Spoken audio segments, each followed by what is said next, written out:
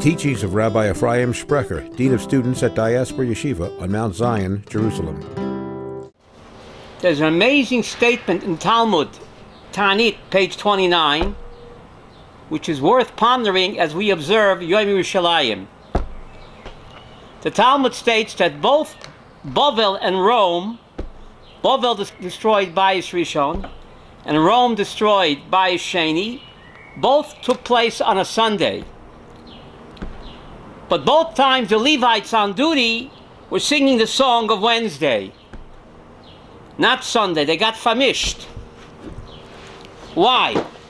What's Wednesday's shir? Psalm 94. Keil nekamas Hashem.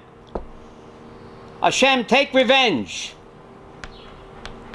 for the destruction of both temples. So both temples were destroyed on a Sunday, and yet the Levites on duty, the Shir Shayom they sang was Wednesday, Keil nekamas Hashem. They chose Wednesday's shir. What's so special about Wednesday? Flash forward over 1900 years, when Jerusalem was liberated. Har Habayit B'Yadeinu happened to be on a Wednesday. Coincidence? 1900 years later, Levites were singing when they anticipated that the IDF would return and liberate the holy city of Jerusalem when? On Wednesday. That year, Yom Yerushalayim came out on Wednesday. Yom Yerushalayim was always one week before Shavuot. The day was June 1967. It was 667. Now, even though it's Lazi, we know there are no coincidences. Jerusalem was liberated June 67, which in the secular calendar is 667. What's remarkable about that, how many times is Jerusalem mentioned in Tanakh? It's not mentioned in Chumash, not even once, but in Tanakh it's mentioned 667 times. Is that a coincidence? And Jerusalem was liberated in 667. Even though it's the non-Jewish calendar, but there are no coincidences. Jerusalem is mentioned 641 times in Hebrew and 26 times in Aramaic. So for a total of 667. That's pretty incredible. Yom Yerushalayim is Koach Iyar. Koach Iyar. What does Koach stand for? God's mighty power. Now, where does the name Yerushalayim come from? Tosfos and Tanit says it's a combination of two names. Abraham called the place Hashem Yireh, or Hashem Yeroeh, and Melchizedek called the place Shalem. So God combined both names, Yireh Shalem. What does Yireh mean? Fear. God will see. It also means fear. David, you're right. Why is the same word in the Hebrew for seeing, fearing? When you see an awesome sight, you're full of fear and awe. So the same word in the Hebrew for seeing is fear. Seeing an awesome sight leads to fear of God. So Abraham called it Hashem Yireh, God will see. Tosa says he'll see the pilgrims coming up the Temple Mount. And also Hashem Yeroeh, God will be seen by all the pilgrims coming up the Temple Mount. Hashem Yireh, God will see the pilgrims coming up the Temple Mount, and Hashem Yeroeh, God will be seen by the pilgrims when they come up to the Beis Hamikdash and the 10 miracles that took place there daily. So Abraham called it that, God will see, or God will be seen, and Melchizedek called the city Shalem. Shalem means peace. Yireh Shalem. So God combined both names. The city where God is seen and will be seen, the city of peace. Hopefully we're getting there. Hopefully.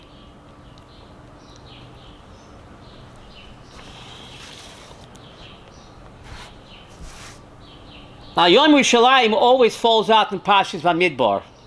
It's amazing. What's the connection with Yom Yerushalayim and Bamidbar? The Zohar asks the question. One pasuk it says it says Simchu at Yerushalayim. Isaiah says Simchu at Yerushalayim. Rejoice with Jerusalem. And therefore it says in Tehillim, Ivdu et Hashem b'simcha. But also says Ivdu et Hashem b'yirah. King David seems to contradict himself. In one place he says Ivdu et Hashem b'simcha in Tehillim. Other place he says Ivdu et Hashem b'yirah. So it seems to be a contradiction. So the Zohar says in Parshas Bamidbar, which always falls Yom Yerushalayim, Ivdu et Hashem b'simcha, that's only in Yisrael, Eretz HaKdoshah. Only in Jerusalem, in Eretz Yisrael, can you serve God with joy, says the Zohar. Outside of Israel, it's Ivdu et Hashem b'yirah.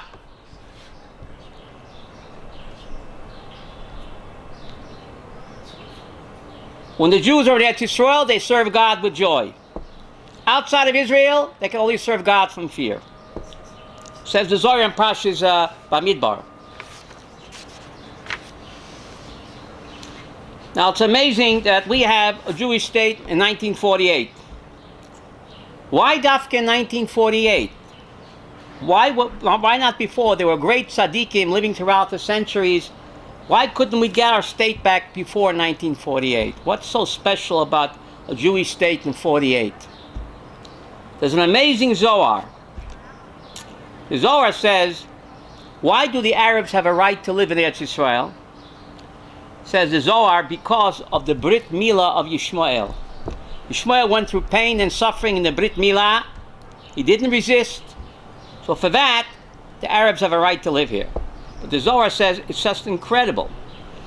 They have a right to live here because Yishmael underwent the painful Brit Milah when he was 13. Therefore, the Arabs have a right to have sovereign in Israel for 1,300 years. Amazing Zohar. Because Yishmael underwent the painful operation of Brit Milah, no anesthesia in those days. So therefore, God rewarded Bnei Yishmael with 1,300 years of sovereignty in the land of Israel. This is just amazing. The Zohar said this 2,000 years ago. When did Omar conquer Eretz Yisrael? In the year 648. You can look it up. 648 plus 1,300 is 1948.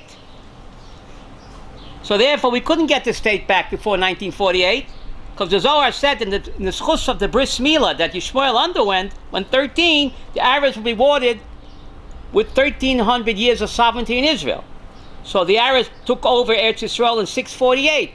1,300 years and 648 is 1948. And therefore, we could not come back until 1948. Isn't that amazing? Even though there were great tzaddikim throughout the centuries. But Yishmael had to have his sovereignty, 1,300 years, and that ended in 1948, and only then could the Jewish people return.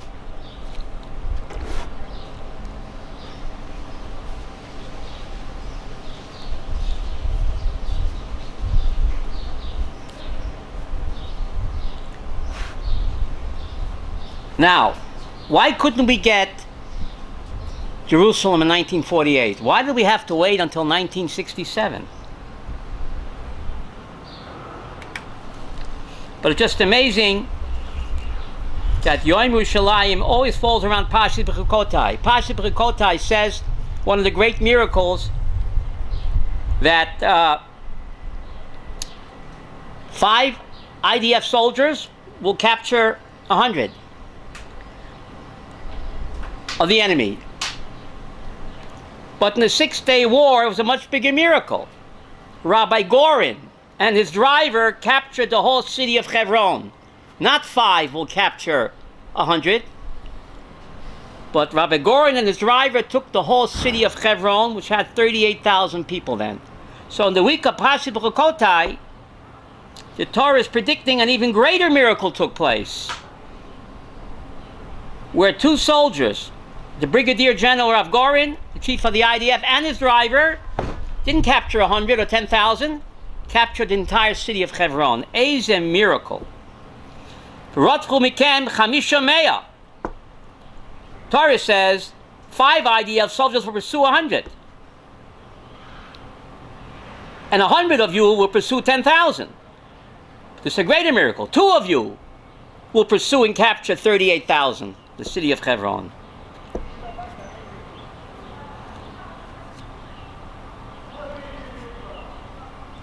Why couldn't we get Jerusalem back in 1948, a Jewish state in 48? Why do we have to wait until 1967? King David tells us, Shira Malos LeDavid, Yerushalayim habnuya, ki ir shechubra yachtav. Rebuilt Jerusalem is the city which is chubra. It's mechaber, it connects all of the shvatim. That only happened in 1967. In 1948, there was no achdut. There was no irgun. There was an irgun. Slicha, in 1948, there was no achdut. We had separate armies. We had the irgun, we had Etzel, we had Haganah. There was no Irsha Chubrat. There was no unity among the Jews. Only in 1967, when we were united Sahal, only then could we get Yerushalayim. Only then. When the Sahal came together, no more Haganah, Etzel, Irgun, like in 1948. Jerusalem can only be united when we are united. And that happened in 1967. Why were we Zoiche?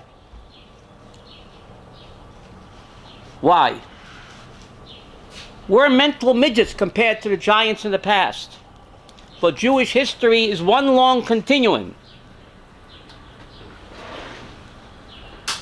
We are midgets standing on the shoulders of giants.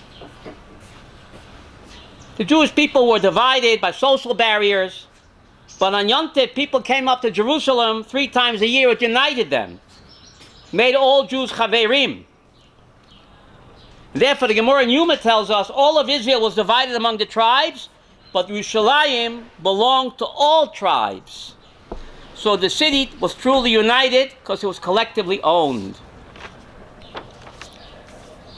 Yom Yerushalayim.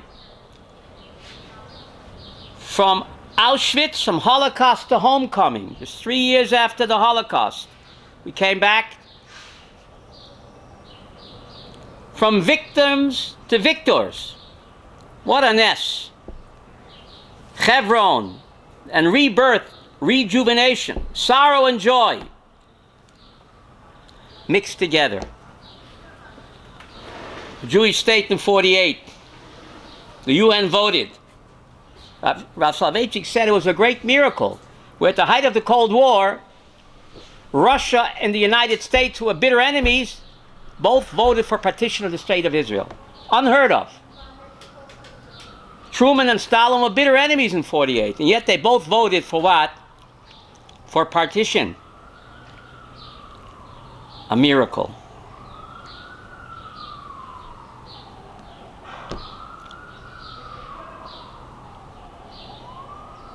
Avraham Avinu was born in 1948, even though 48 is the secular year of the Jewish state. But Avraham was born in the year 1948. In the Hebrew calendar, we know there are no coincidences. Avraham was born in 1948, a Jewish state in 48, just 3 years after the Holocaust. Hashem tells Avraham, I took you out, me Ur Kasdim, from the fiery furnace, from the crematoria, to give you this wonderful land. So 3,800 years ago, God predicted to Abraham, who was born in 48, a Jewish state in 48. I took you out from the fiery furnace, the crematoria, God tells him, in Lech Lecha, to give you this wonderful land. We too from Auschwitz were taken. We have to recognize the goodness of HaKadosh Baruch Hu. Mark Twain was here in the 1850s. He said he never saw such a barren, moonstruck landscape. And that's actually, it looks like a curse, but it was a blessing in the Parsha that we read, Parsha B'Chukotai. Kadosh Baruch Hu says, I will make your land desolate. So Rashi said this is really a blessing in disguise. When Israel is out exiled, the land will not yield its produce to any foreign conqueror. The land shut up, hibernated. Only in 1948, when we came back, did the land blossom and bloom and give forth its produce. There's no greater sign of the Gula, says the Gemara in Sanhedrin 98, than abundant blooming of produce in the land of Israel. Mark Twain and others, they were struck how barren this country is. Yes, God will make the land desolate so our enemies will not be able to what? Settle and conquer the land. But only when we came back did the land open up for us. Dazzling display of fruits and vegetables. Go to Machne Yehuda. If you want to feel the Shekhinah, go to the Kotel.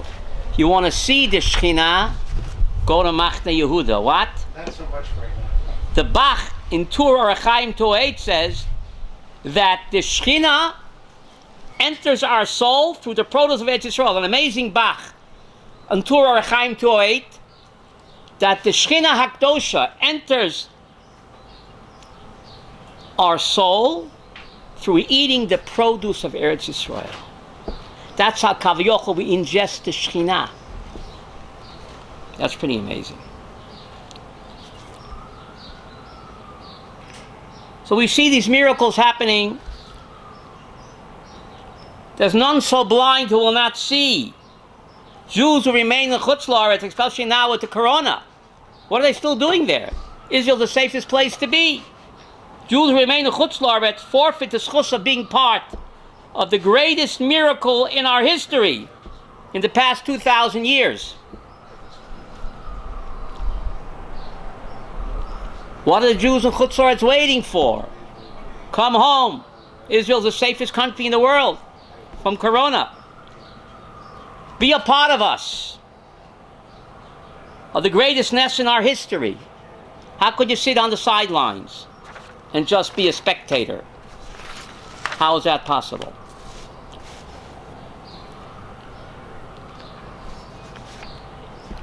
Now, where's Yom Yerushalayim mentioned in Tanakh? There's a pasuk in Tilim Kuf Lamed Zayin. Zochar Hashem at Yom Yerushalayim. God, remember the day of Jerusalem. Now, people say Tilim every day. There's another kapitel, another parak. This amazing Kuf Lamed Zayin that mentions Yom Yerushalayim happens to be the 28th day of the month when that parak is said. And when was Yom Yerushalayim? When did the IDF capture the holy city of Jerusalem? Koach Iyar, 28th day of the month. And this kapitel, Kuf Lamed Zayin, Zachar Hashem Yerushalayim, happens to be said on the 28th day of the month. How did King David know that 3,000 years ago? Jerusalem, a tale of two cities. Now Tosfos wonders, it's Yerushalayim. Malki said they called it Shalem. Abraham called it Hashem Yireh, Hashem Yeroeh. God is seen by the pilgrims coming up to the Beis Hamikdash, and God will see the pilgrims. So why is it Yerushalayim? Why is it pronounced Yerushalayim? It's Yerushalayim. Why do we stick the extra Yud in there? Well, you know in Hebrew, Yud Mem at the end makes it what? Plural. Yad, Yadayim. Regel, Raglayim. Ayin, Einayim. Ozen, Oznayim. Shen, Shinayim. The Yud Mem in Hebrew makes it plural. So we stick the Yud in there, Yerushalayim, because there's a Shalayim Shalmala, Shalayim Shalmata. We're talking about a tale of two cities. Jerusalem, the original D.C., David's capital. That's what Bacon told Carter. Washington was your capital. Jerusalem was the original D.C., David's capital. So therefore we pronounce it Yerushalayim. We stick the Yud in, symbolizing that's a tale of two cities. There's a heavenly Jerusalem and an earthly Jerusalem.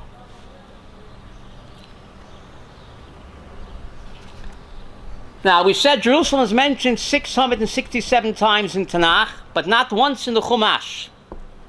Why is that? Not once in the Chumash. There's an amazing verse in the end of Sefer Yecheskel.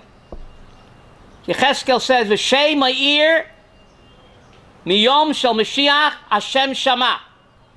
Yecheskel tells us that the name of the city when Mashiach comes will no longer be Jerusalem. It'll be Hashem Shama. God is there. Or the Gemara Babasa says Hashem Shema, God is her name. So that's why Jerusalem is not mentioned in the Torah, because the name will change to protect the innocent. Ezekiel says when Mashiach comes, the very last verse in Yecheskel, "V'shem ha'ir miyom shel Mashiach," no longer Jerusalem, Hashem Shama. God is there. Or Hashem Shema, God is her name. God is her name. Hashem Shema, God is in her. And actually, therefore, the new name of Jerusalem is mentioned in Deuteronomy 12.